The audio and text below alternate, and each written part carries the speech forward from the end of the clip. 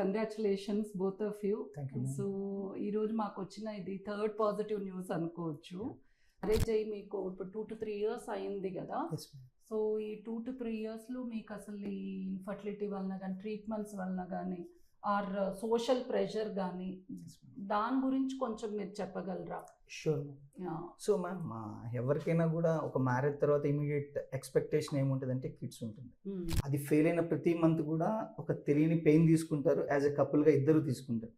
So ఆ loneliness, ఆ pain ఎలా ఉంటుందో, సో ఇక్కడికి వచ్చే వాళ్ళని మీరు చాలా మందిని చూస్తుంటారు. యాజ్ ఏ ఆ బటన్ తీసుకున్న వ్యక్తిగా తను నేను లాస్ట్ ఒక 2.5 years నుంచి చూసాను మ్యామ్. ఫైనాన్షియల్ వల్ల అవ్వచ్చు, సామాజిక స్పృహ లేకపోవడం వల్ల అవ్వచ్చు.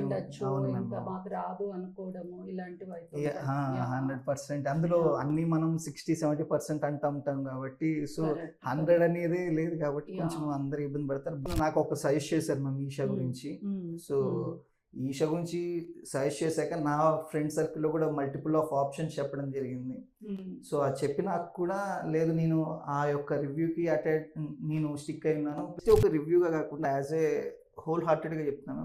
ఈ రోజు నేను ఏదైతే మీరు ఇచ్చిన రిజల్ట్ ఉందో, ఇది నా లైఫ్ టైం వచ్చింది. ఎంత ఖర్చు పెట్టినారా అనేది, ఎంత చేసినారా అనేది ఈ happiness. Thank you so much ma'am.